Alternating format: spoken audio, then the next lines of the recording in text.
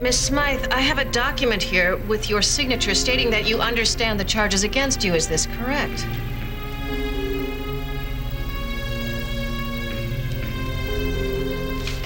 Greenlee, please don't do this. Let me help you. Let's take a seat.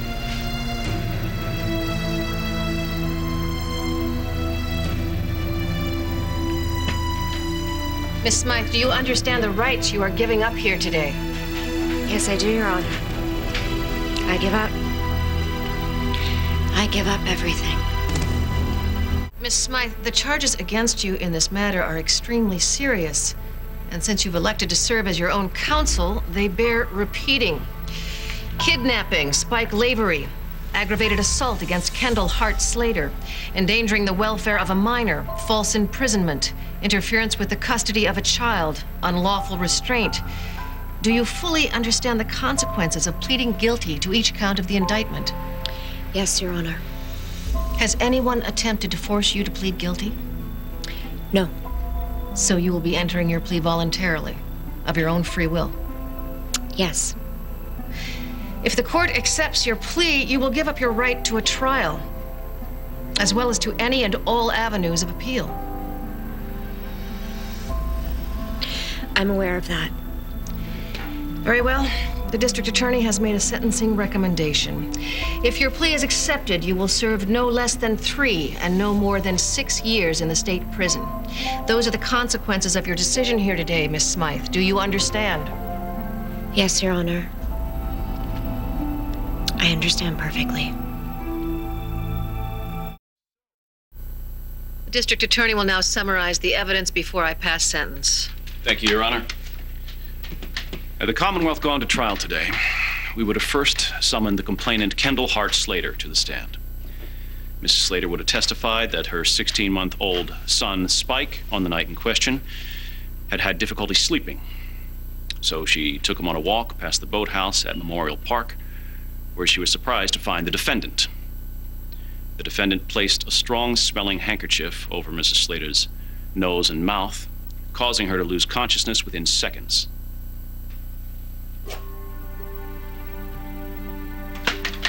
It's gonna be okay. Quiet, please.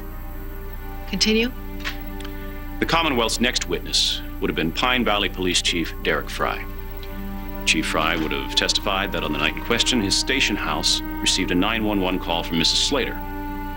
Chief Fry and his officers proceeded immediately to the boathouse, where they found Mrs. Slater lying unconscious next to a handkerchief that had been soaked in chloroform, and the defendant holding Spike. Good enough. Chief Fry then would have told you that a search of the defendant's car turned up several items we would have introduced into evidence. A suitcase containing the defendant's clothing and clothing for the toddler. One-way airline tickets to the U.S. Virgin Islands. A counterfeit birth certificate for the child.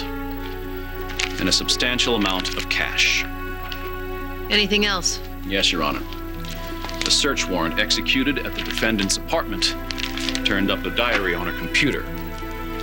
In this diary, the defendant reveals how she was intent on taking the child and raising him as her own. Thank you, Your Honor. Please be seated. Miss Smythe, you heard the charges and evidence against you before I ask you to officially enter your plea. Do you have anything to add? Yes, Your Honor.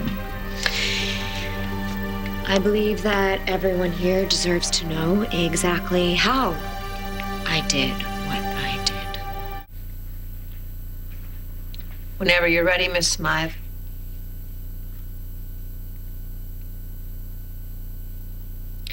Your Honor, Spike Lavery was supposed to be my son.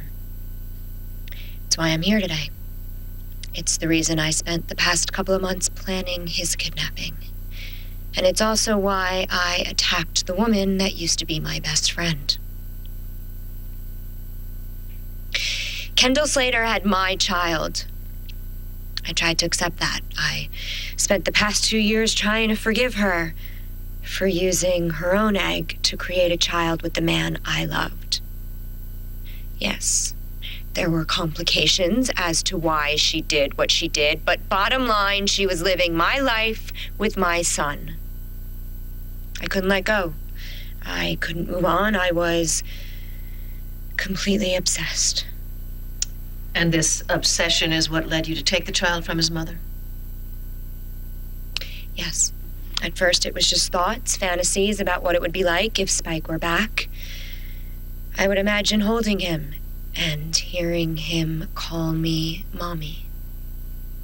I would go into stores, buy toys, clothes, even diapers, just to have people ask me about my son. And the diary you heard about, well, that just started as a story. Things I would say to Spike if he were mine. But then I thought, wait a minute. He is mine. Why am I aching for a child that belongs to me? That's not right. That's not fair. So I decided I'd get him back. Forget friendship. Forget forgiveness, trust, honesty, love. I didn't love Kendall. I hated her. I wanted her to suffer. I wanted revenge. So you put your plan in motion? Mm-hmm. I got everything together, I loaded up the car, and I waited. And I also thought, well, why not have more children with Spike's father? I mean, I still loved him. I never stopped loving him. I would still even dedicate songs to him on the radio. I mean, I couldn't carry a child to term, but that didn't mean that Ryan and I couldn't have babies. Lots and lots and lots and lots of babies. Because, well, Kendall's husband knows why. But it all started with Spike. He would make all my dreams come true. And I'd also get payback from all the people that took my dreams away in the first place. So, when the time came, I made my move. I followed Kendall to the boathouse. I held that handkerchief over her mouth until she passed out. I took Spike. I took back what was mine. Brittany, that is enough. Sit down, Mr. Montgomery. No, let me finish, because the people in here deserve to hear how evil I am. Kendall was raising my child. She stole him, so I had to save him. Sweetheart, please. No. Let me go to prison. Who cares if everyone despises me? Who cares if my life is destroyed? At least my son, Spike, will know the truth. At least my son will know all about his mother. Stop.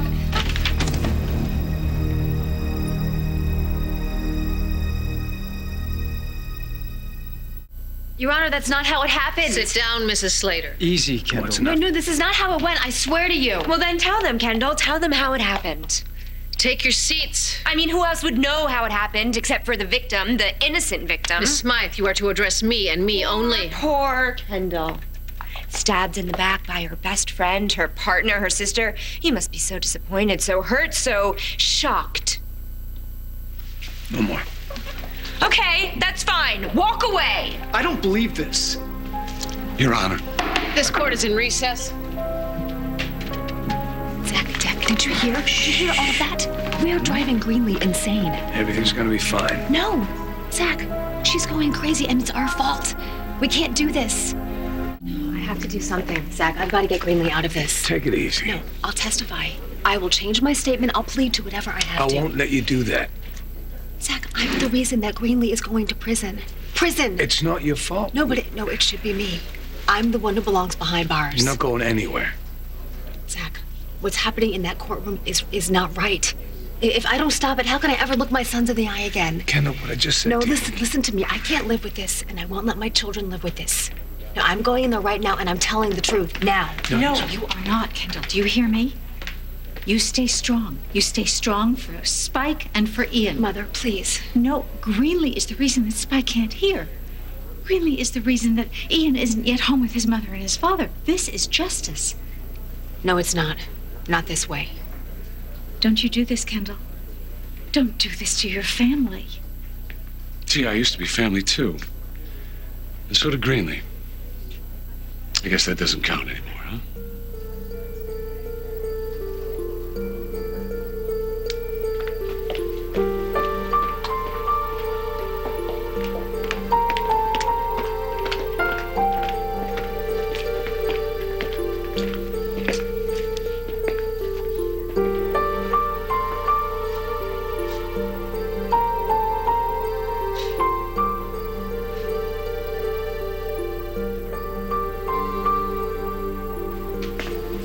What went on out there?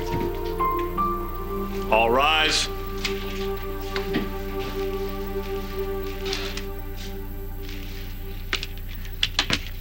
The next person who disrupts these proceedings will be held in contempt. Are we clear? Sit down. Not you, Miss Smythe. Miss Smythe, you have been charged in the kidnapping of Spike Lavery. How do you plead?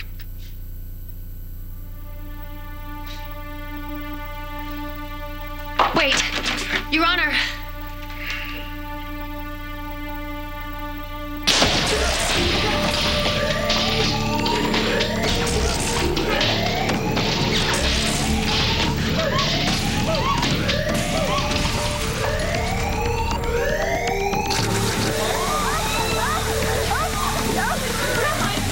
Greenlee, you all right?